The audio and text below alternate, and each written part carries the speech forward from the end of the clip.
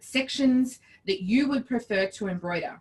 So I'm going to step you through how simple it is to just pick an area of something and be able to position using your plastic template that comes with the hoop and the machine screen's functionality. So I have pre-hooped here and just marked out for a visual so that you can see on camera. I've marked out this area where I would like my embroidery design to be. All right. Now, I have hooped the entire hoop with sticky stabilizer. At the minute, I'm only going to do one. So I've marked out this area just so that my one will be able to stick on here and we can remove. So once you've marked out your area, we're going to use a small tool. So I'm just using a tailor's awl. You might have a pin or some other sharp, the point of it needs to be rather sharp. And this product has two, if I just try and separate it down here, this product has like two sections to it. So this side down here is sticky and this side here is a paper.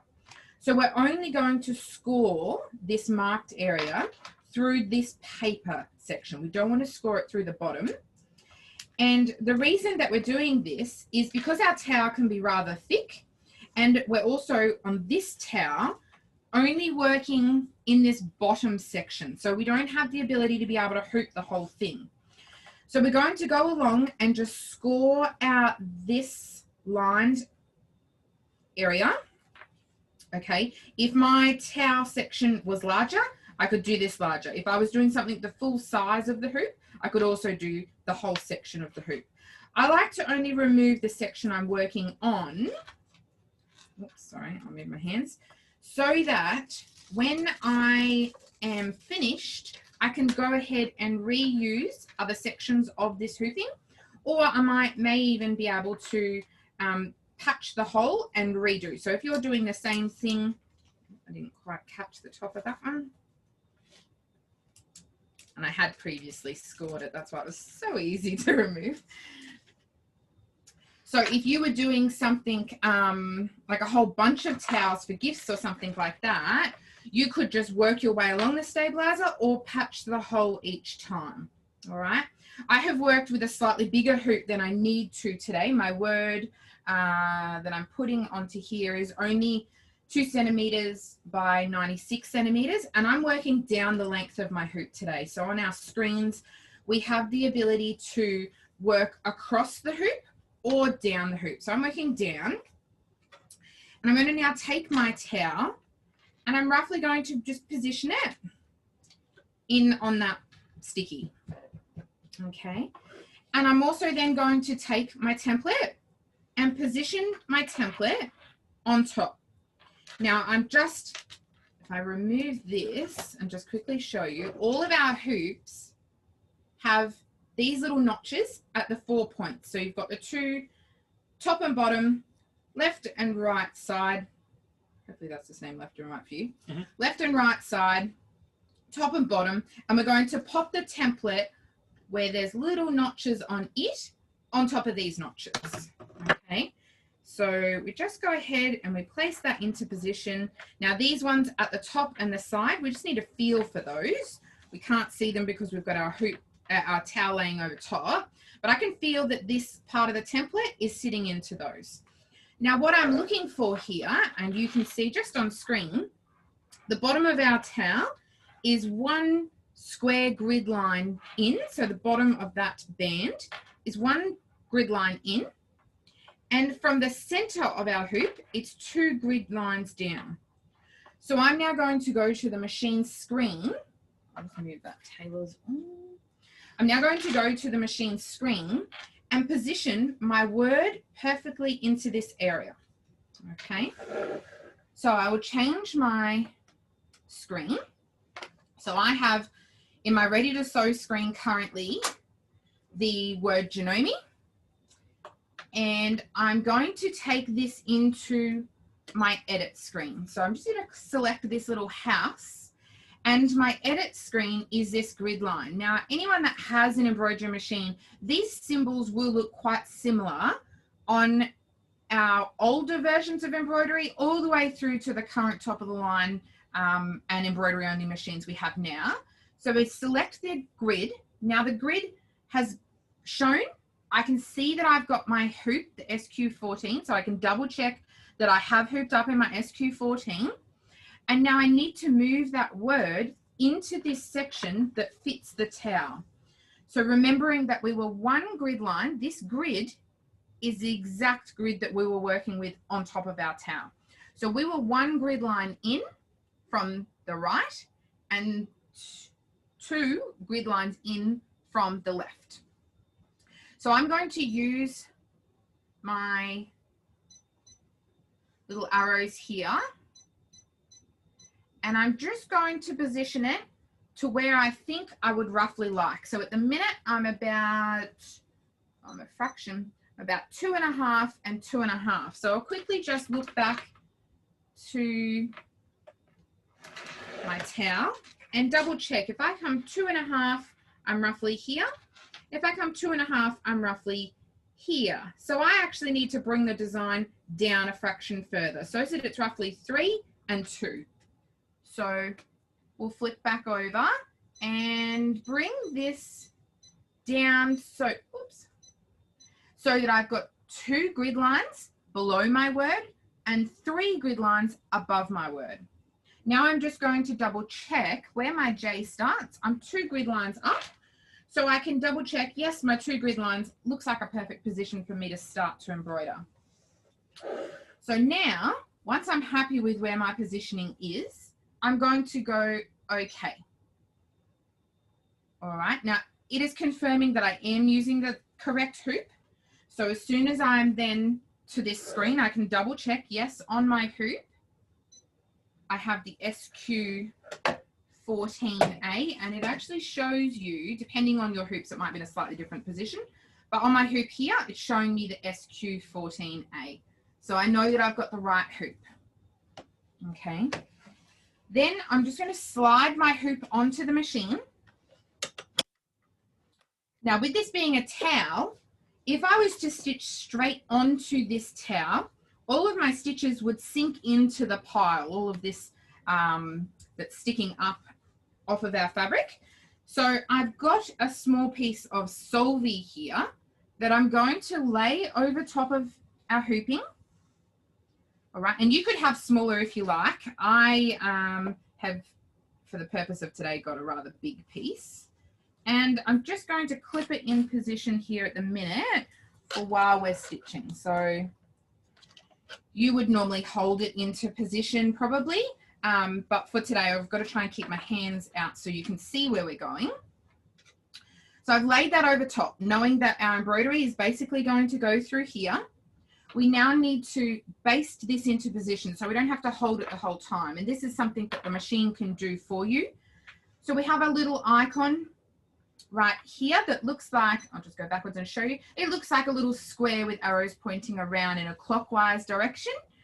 We select this one.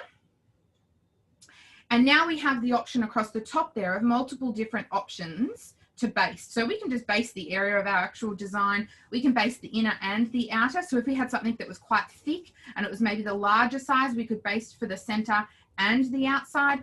Or we can also pick the area we want to baste. So if you need your basting to be a fraction bigger than your actual design, you can go ahead and do that. For today, we're just going to go with the standard. Okay. Now I am going to select my start and my machine will move over ready. Now I've got a bobbin fill in the bottom and I've got a red embroidery thread on top so that hopefully you can see the stitching. Hold that out of the way for you. So I'm going to select start. It's going to move off and start to baste.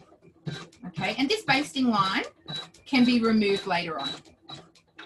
So as this sews around, I've got a cord just there, sorry. We're right. So as this bastes around,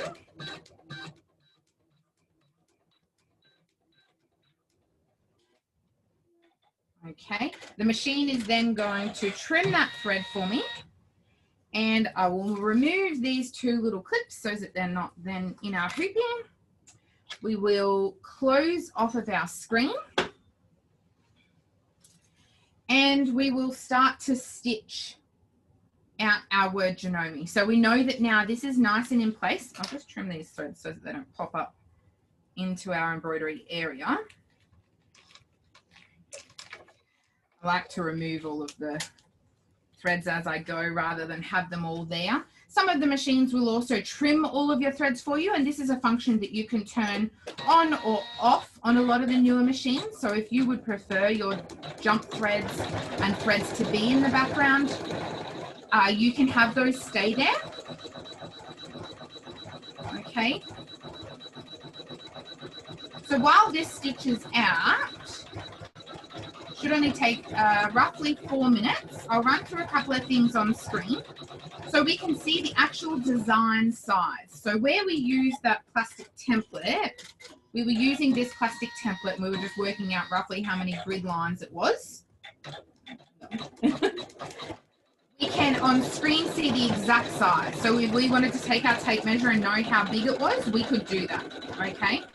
We can...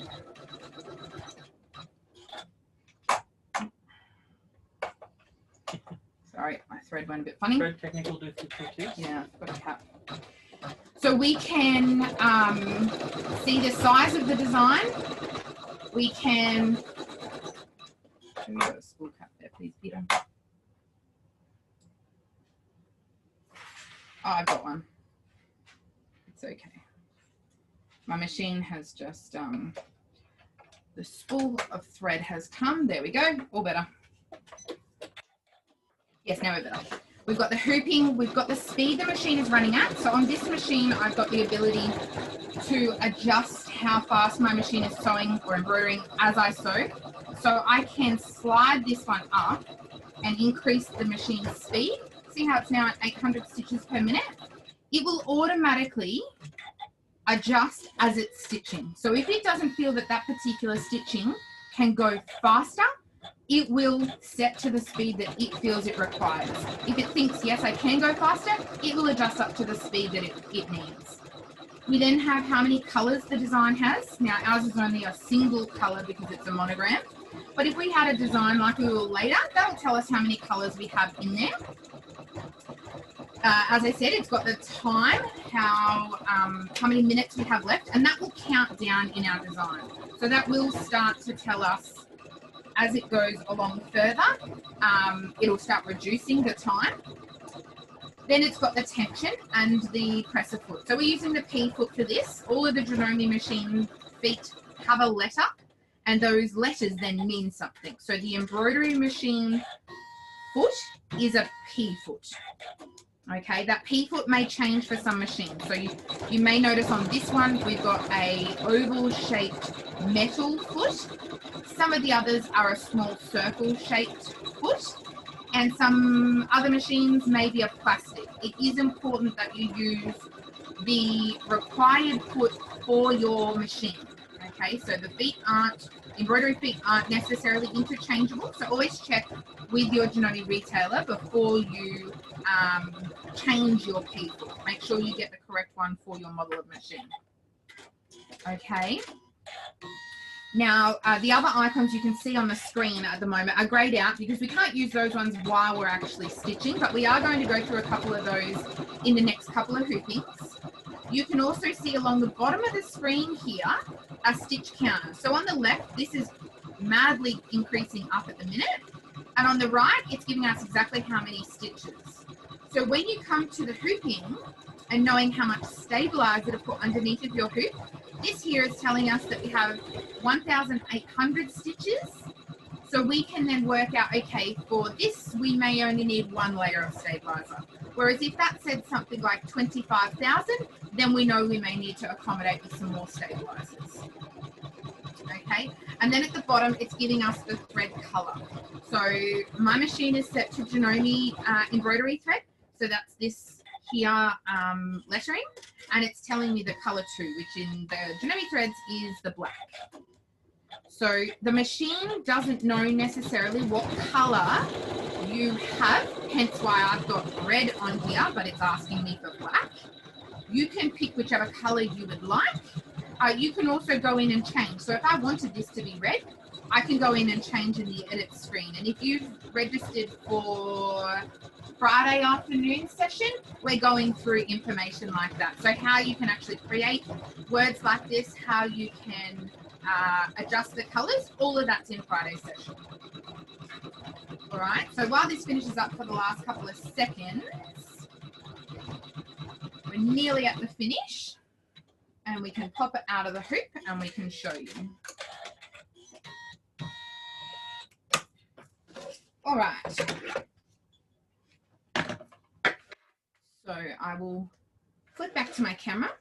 So now you can see here, I have my basting stitch. I'm just going to remove that one really quickly. And you can pretty much just pull that one out. It's only in there with a really light tension, hence why it's just a baste. And then as we do that, we can just tear this plastic off. Okay, so that just tears straight down.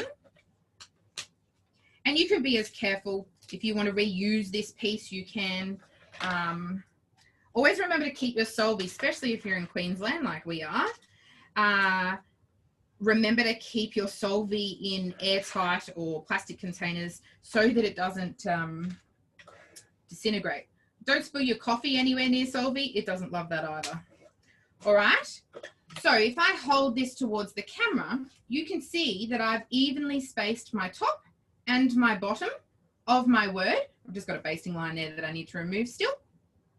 And then I can literally tear that one out of the hoop. So if I lay that back down, if you're careful with tearing this one out, this is where you can reuse this piece of stabilizer. So I like to kind of pull it away from the sticky all the way around, and then just start to gently pull that up. And then literally you can cover this hole. So you can pop another piece of sticky behind that and cover the hole over. All right. That is the first hooping method that we're going through. That is working with your templates.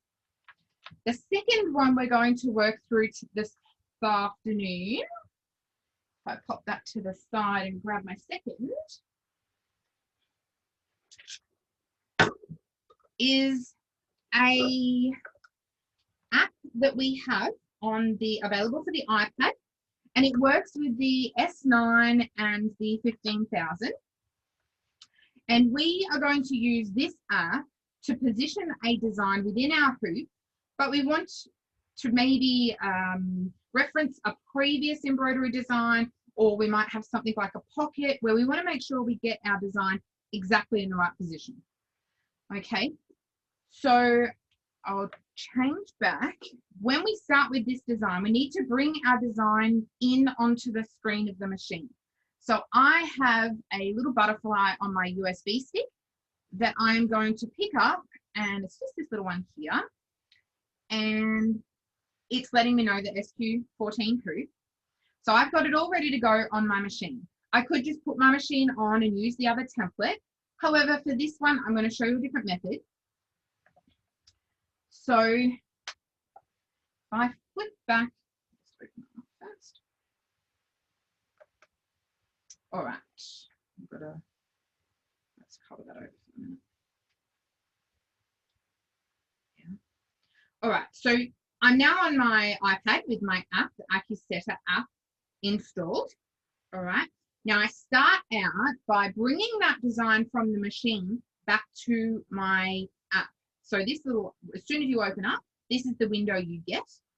Once you are here, if you select the receive, it's now thinking on my machine screen. It flashed up quickly and it's brought the design back to my app. All right. Now you can see in the background, there's this hoop, roughly frosted kind of colored hoop. Okay. The minute I'm covering over my camera, because as soon as I let go of my camera, you'll see everything in the background. But the whole idea of this app is we are going to hold the iPad over top of this hoop down here so that this area of the hoop that you can see shaded on the screen lines up with this area of the hoop we have hooped. So this one I've just hooped my fabric that's got stabilizer already on the back of it. So I've hooped that up. This was a previous embroidery. And I am going to hover over So you can just see on screen there. You can see here, just in this little section here, there's like a dark line. So I'm going to line up that dark line with the inside of my hoop here, okay? Now being quite steady and still, and I probably have to stop talking so that I don't wobble, I'm going to bring this down nice and close as I can get it to that inner hoop, okay? That has now photographed my hoop. And I'm left with, if I move a little closer, maybe, yeah, That's okay. Yeah, there we go. So you can see all these little purple dots. Okay, some of them I've aimed better than others. These ones down the bottom, I'm a little bit off my hooping.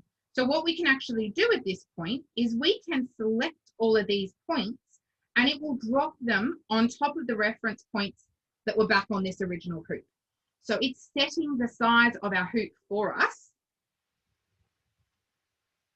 So I'll go around and select all 8 of these, even the ones that look like they're on top of each other. I'm selecting those because they are a fraction off.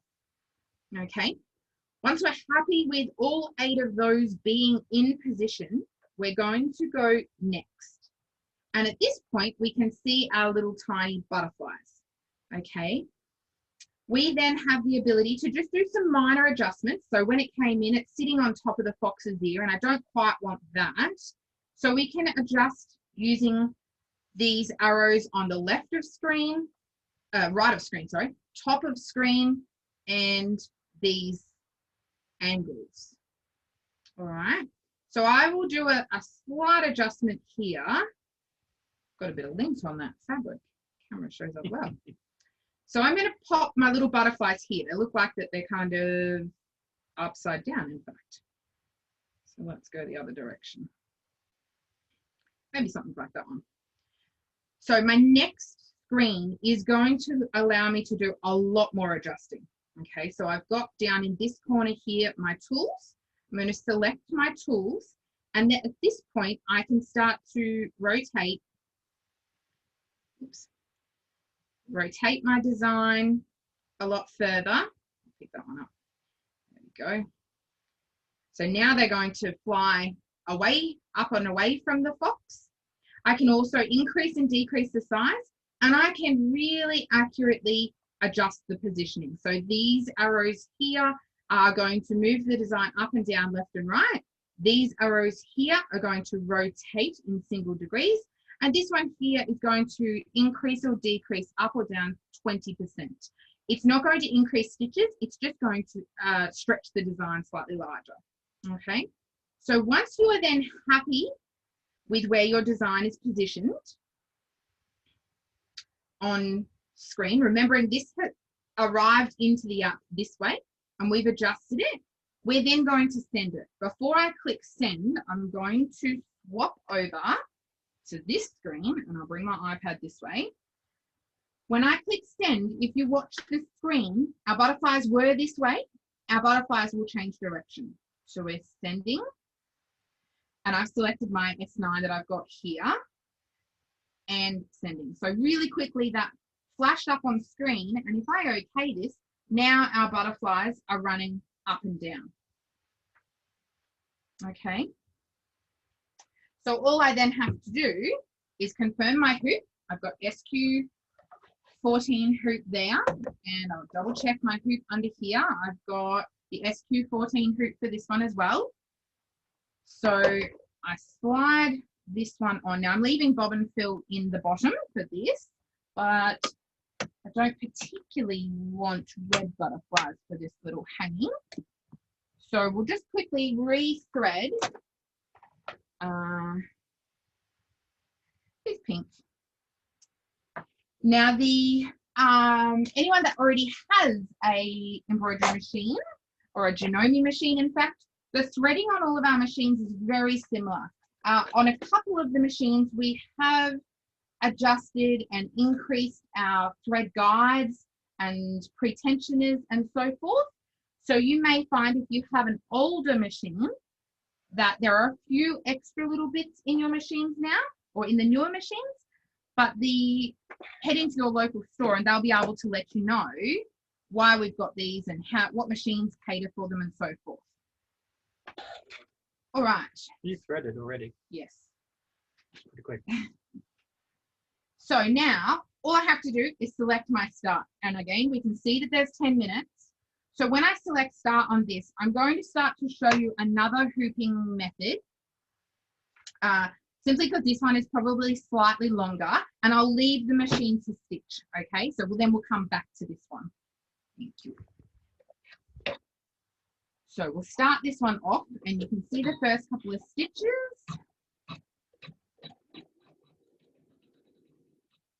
So also with the with this machine allowing you to bring the design from it, the design does not have to be a built-in.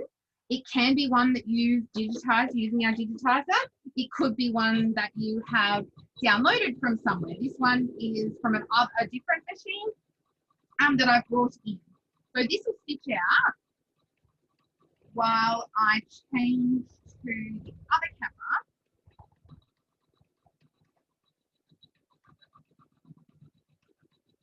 Now, the last method that I am going to show you is something like this.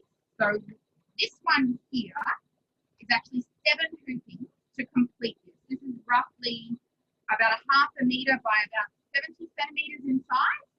So to get all of these hoopings done in one single go isn't necessarily available. So we can use our hoopings and hoop multiple times to complete a hanging such as this one. So let's start. Pull this in.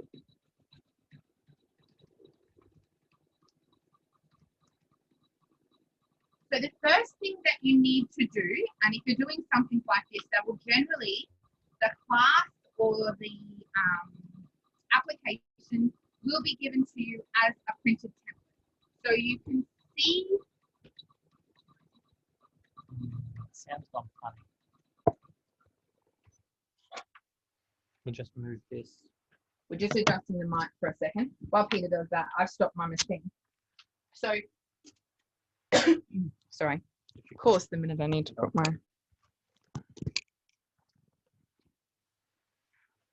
Okay, hopefully you can let us know if you can hear. So the first thing I've gone ahead and done is printed my templates and then stuck them together. So there's reference points. If I shimmy this up a little, there's reference points on all the corners of the printout, and then you reference the previous page with the next page where it has on this one all the 5s are together here, all the 3s are together here, all the 4s, all the 2s, and all the 1s are at the top. So we just stick it together, and that's much the same as any other PDF printable pattern. Okay. We then have these crosshairs that are showing up around the wreath. Now, the crosshairs on this wreath are our reference hoopings. So we take an implement such as this awl that we used before, again, anything with a sharp point, and we're going to pop it into the point, the extreme point of all 4 points of our crosshair. Okay, so on all 4. We're going to work our way the whole way around the wreath so that all of the points have holes in them. Now this hole is so that you can then pop a marker into your work. Okay, for today's purpose, I'm using a marker that is extreme contrast.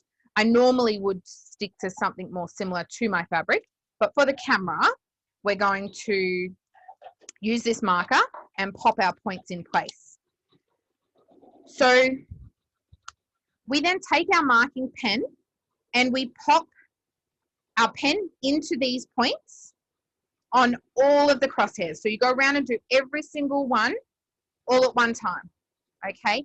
And you may have noticed, probably it's too light, I always pop a little arrow, see if I can get close enough, the little tiny arrow at the top here that is showing me the top reference of my design. So I know this is the top of my template.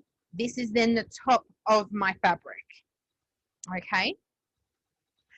Now, here is one I prepared earlier that I've roughly scrubbed out number 1.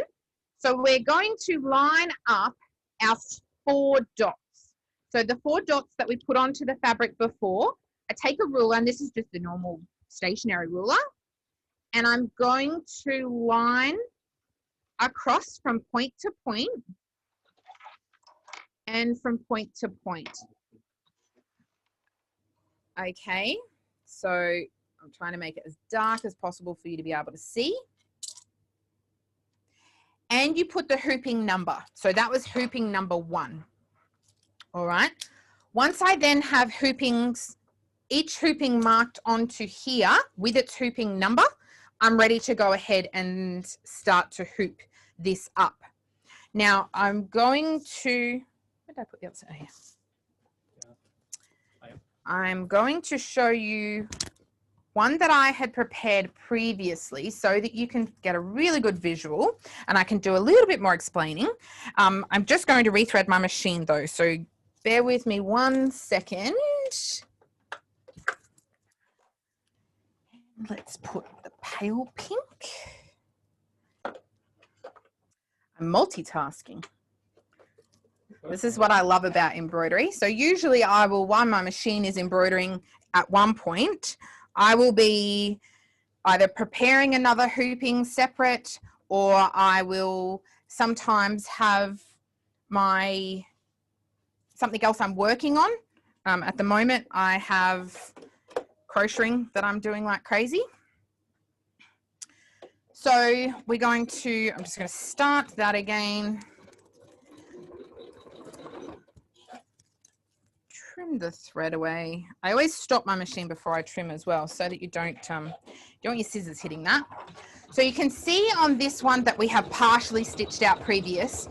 You've got multiple more. Now, sometimes with the hoopings, you may find the direction of the hooping will change.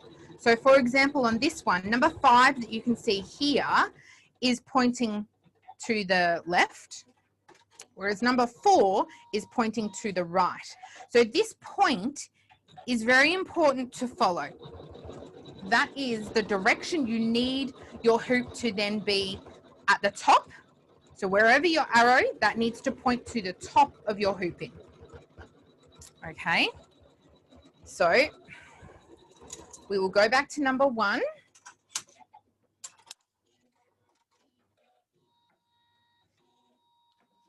And I also like to use my paper template as a reference. So I keep it quite handy to make sure that as I'm hooping, I'm going to roughly be referencing, yes, I'm pointing in the right direction, or no, I'm not. Did I bring a roll of stabilizer in before? I don't think so. Was it just A roll of just a tearaway. okay? Now my other machine has stopped for a second, so let me change back and we'll show you the progress. So we have two colors, and I'm just trimming my thread at the top and pulling it through. The thread's a bit like hair, so you don't want to pull the thread backwards and get all lint stuck up in your tension. What do we need now? We need a different color. We'll do yellow.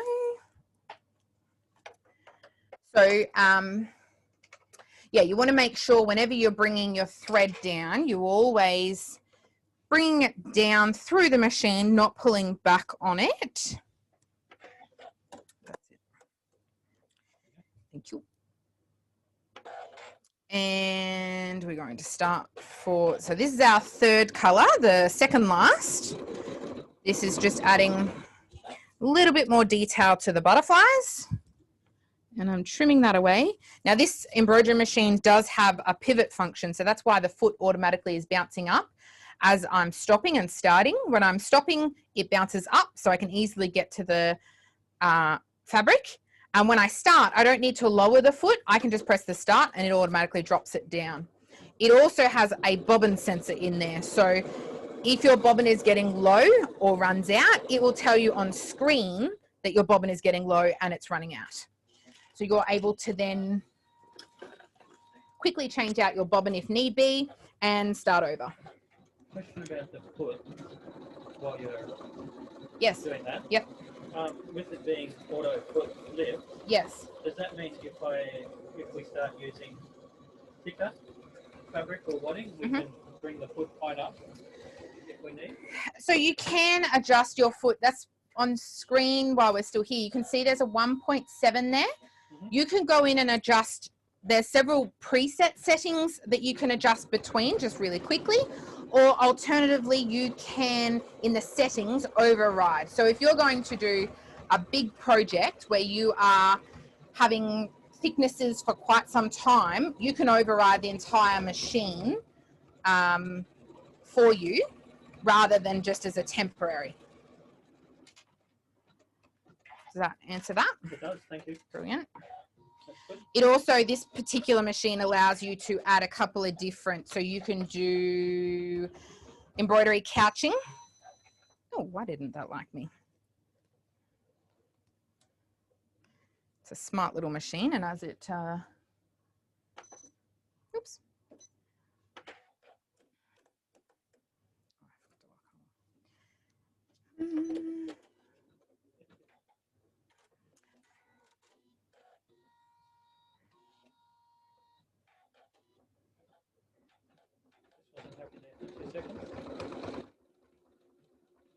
There we go.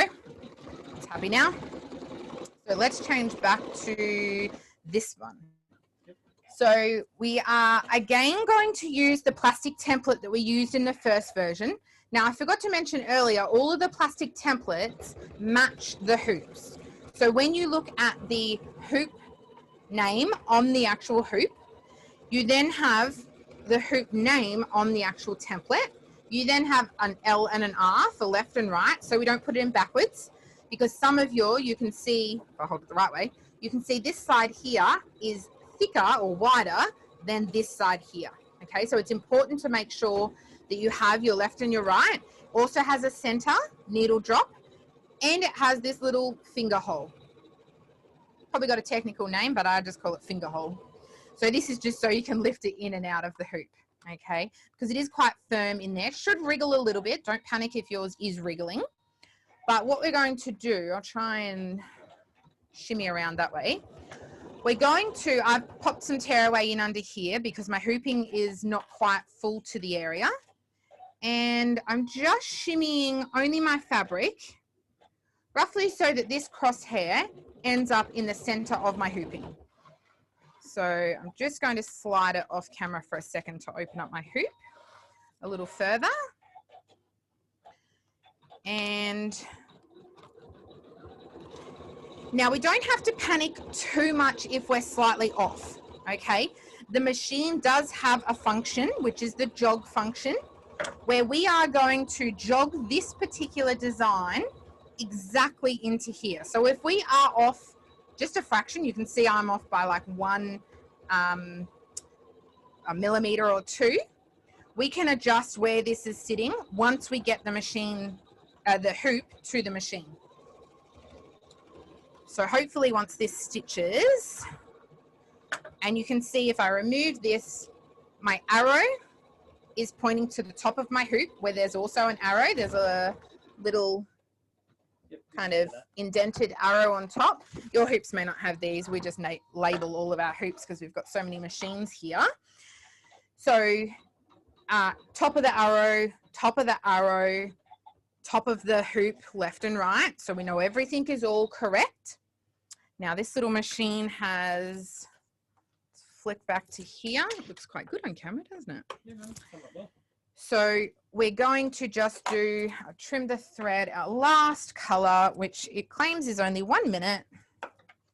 And you can see almost there on screen that our butterflies are, oh, if my hand is in the way, that our butterflies are just up above this cute little fox. All right. So last thread to thread. and start. This is just doing like a little filigree to make them look like they're flying. And I'm going to stop and trim this away. So this little technique that we've done with this hooping is quite good. It means you're not necessarily stuck to just using one style of design. You can use designs that you've maybe bought from somewhere else or had on a different machine and incorporate them with designs that you've created. So this one here I created within Digitizer, whereas this one here I already had on my computer from a different machine. So I brought the two in together and hooped them and stitched them out. Okay. I thought it was finished for a second then, but it's not. It's doing its last one now. So then once this is complete, our flower design is also on our USB stick. We could have, for this particular machine, so this is the Skyline S9, we could have had the design saved on the iPad or saved on our computer and wirelessly send it to the machine. Oops, I was too busy talking, not watching.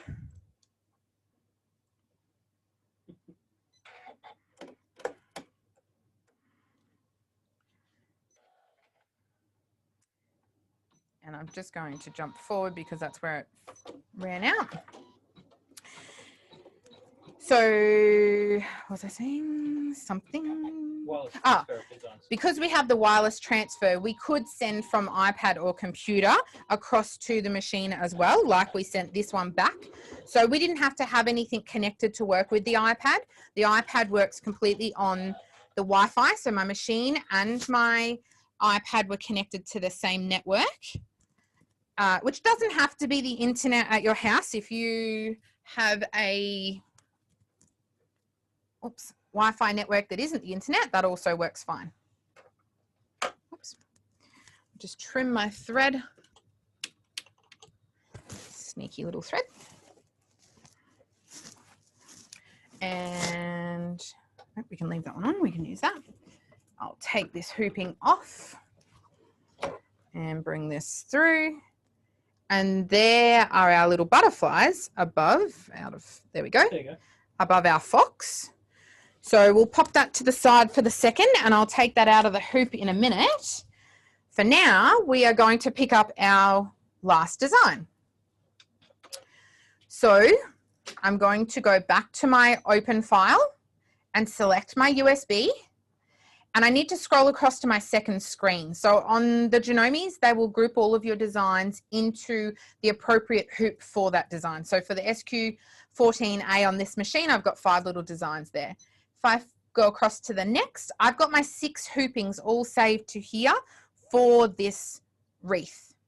So I'm going to select number 1. Now, if you can't see all of them, we have multiple options for you to open to see the full name. So there's the small grid style, so if you can visually just see what the design is, you then have a slightly larger that gives you the formats, and then the last one is a complete zoomed in full name of the design. So we know our number 1 is the first one we're working with, so our number 1 is the design we would like to select.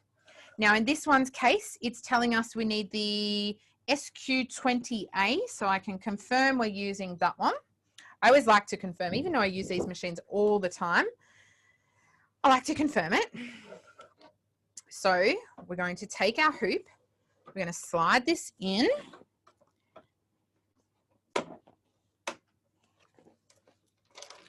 And I'm just going to fold any of that out of the way. Oh, and I removed my thread. So let me just rethread. I'll pick a different thread this time though. So easy to thread. Why wouldn't I pick a different thread each time? That's right. So I'll grab that one. You can also, with the thread colors on this machine, you can change between brands. The settings menu has a lot of different adjustments that you can make to your thread brands, to your trims, to the lighting. We've actually turned some of the lighting off for this little video. You can adjust a lot of different things, okay? Now, the first thing that we need to do before we just press start, so our other ones, we just press start because with the first one, we knew it was lined up with the template. With the second one, we were happy with where the iPad put the design. With this one, we've brought the design in on screen that you can see. However, it's not lining up with the center of our crosshair. Okay, so when I try, and I might just, it's looking a little bit, yeah, there we go. That's good. It was just looking a little bit glary in here. So now you can see I've got that dark crosshair, which you normally wouldn't have this dark, but for the purpose of today, I've got that dark. And as I drop, I can see my needle is landing off to the right-hand side. So I'll put my nail where the center. So the center is where my nail is, and my needle is just off to the right. So what I need to do is I need to jog my needle into the position for this crosshair. So we have this little icon here that we can select, and this is our jog dial then. Now this may be in a slightly different location on each of your machine screens, but it will be there somewhere. So it will look something like these 4 directional arrows on the Ready to Sew screen. When we start selecting these arrows, we're then moving our hoop, and we're effectively tricking the machine to where we think that center crosshair is. So at the moment, it's referencing from the left to the right and the top to the bottom, but we've hooped slightly off center. So rather than keep trying to hoop and getting it 100% accurate, you can just pop it on your machine and use these functions. So I'm going to adjust, and I'm selecting my left-hand side because I want my hoop to move in and my needle to move further to the left to drop into position. Now, as I go, I just then drop my needle, and I've gone a fraction too far, to be honest. I need to go probably back to the right, and now that I've got it to that point, I need to come down a couple of clicks. So I'm bringing my needle. So if you think about it, your needle is what you're moving. Don't worry about where your hoop is going. Your needle is where you're moving. So therefore, you know, my needle needs to go further to the left or further to the front or further to the back. That is how you reference to press these. Okay.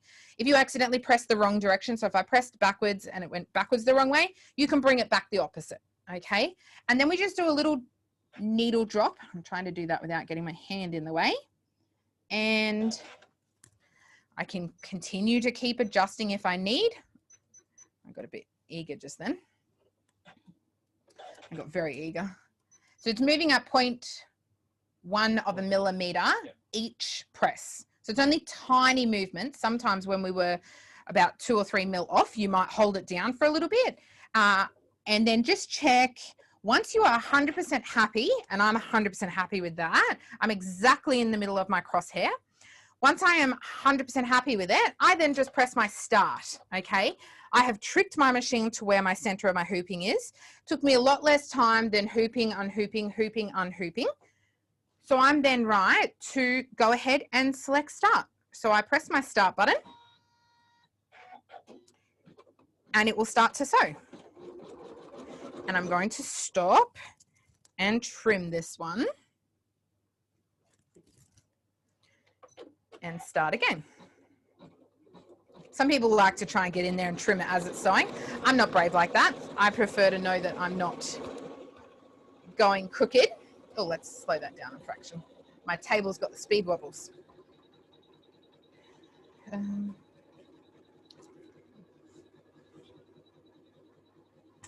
So if I just quickly change back, what's stitching right now is going to be just this single hooping, okay? Depending on your machine, you may be able to get this much of your hooping within one. So this design, or this wreath here was stitched on the 15,000, so we can get a lot more into the large hoop on that, whereas this machine has a slightly smaller hoop, so it's going to stitch in just this much. Then we'll rehoop and so forth.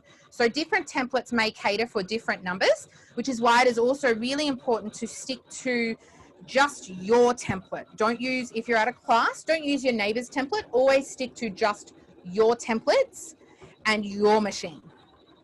Okay. Now we've got a couple of samples that we're going to show you, and show this one here. So this is a completed version. If I try and work out where of So this one here is what we're stitching out currently on the machine. And you can see this works the whole way round with each hooping, and some of them do connect. We've got little ones that connect in here. If you follow those hoop markings exactly, you'll get those perfect the whole way round. Okay, so that's one. We then have, so these are example of the towels. So this is, again, we had the band at the bottom, and because we have the two towels, I'll just slide that up a little. We have the two towels. We want to make sure that our positioning is the same distance on each one. So when we hooped up, we made sure the grid line was at the same point on this one for our words to start exactly. This is roughly 2 centimeters up. And then we did the exact same on this one. So the grid line was here, 2 centimeters up, stood for this one. Okay, so that meant that we were correct. When they hang on the towel rail then, they're going to be beautiful. Okay, and that is a design as well. Those of you that have a 550, this is a gorgeous design that's built into the 550. It's got a little embossed love heart pattern. I love it. I've stitched them out several times. Now, this one is it's probably a little harder to see on camera. It's an ombre table runner. So the design, again, is built in on the 550, and it's made up of this section from my hand to my fingers this side. That is one hooping. And so to work down the design, down the whole table runner, it's double, it goes the whole way. So it took 14 hoopings to get from one end to the other, and we just ombre'd the thread colors. So we laid out our thread colors and popped them as it changed. So as it stitched this one and stopped, and we threaded this one and stopped and threaded and so forth the whole way along. Okay. Then, did you want to hold it over there? No, it'll show up better on the table. Okay. Under the light. Then we have, so this one here is built-in designs on the S9, but brought into our digitizer, and using the array tool, we positioned these around into these markings and then printed out our template. So this template was huge, taped all of our pages together, and then hooped up and did each hooping. So it took a little bit of time, but it's turned out beautiful. And then we free motion quilted the background. So it's free motion through to the back, and it's got all of the embroidery designs all on there. Okay. So you've got a question. Yep. Well, I thread. On the machine. Yes. How do you know which part of the design is sewn first so you use the correct colour? Okay. Let me I'm just rethreading. So let me. While you're over there on the machine. Yeah. Let's flip back to this one. So the question we just had was, how do we know which color is first and to position your threads and so forth? So there's a couple of different things that you can do. The very first color is going to always be number 1 listed on your screen somewhere. Otherwise, if you're a little bit of a planner and you like to have your thread colors laid out so you can pop away, do other things, come back and pick up, you do have, now again, this will be somewhere on your screen. It may be a scroll down like I've just had to do, but you do have this little icon here. When you select this one, it lists off all the colors for you in their order. Okay, and it also on some of your machines will tell you how many stitches are in that color. So if you pick up your reel of thread and it's only got a really small amount and you need 2,500 stitches, probably not going to be enough to use that thread. Okay, so you've got all of your colors listed off, and it will also, depending on what you set your machine to. So again, mine is set to Janome, and this design is set to show you Janome threads. But depending on what your machine is, this may give you actual color numbers for a brand that you have selected in the set menu. Okay, so you've got that little icon, or you can look at them through here. So I could have set up for my first 3 colors and laid them out in front of my machine here so that I could then work with it. Can you highlight the current color too? Yes, yep. So at the moment, you can see better than I can on my screen. Okay. The colors of the design is showing you the whole entire design, but to know which one it was exactly my first, if I select this little icon, and this has not changed for years, I love it. This icon grays out, so you can still just see the little flower in the background and just see the little leaves in the background, but it's showing us this big long leaf. That is our first color to stitch out. Okay, now my machine also, at the minute, the thread broke just before I finished here, and I needed to move over to here. So what I just did here at the bottom of my screen is a plus and a minus. So the machine automatically went back 10 stitches for me, but I didn't need it to go back. I'm starting it back at this point again. So I just press my plus button to move forward in my stitches, and I can start to go again. So that's starting, and I'll just trim again. I like to trim my threads as I go with embroidery. With quilting, a little bit different. I usually leave my tails there. Okay. So.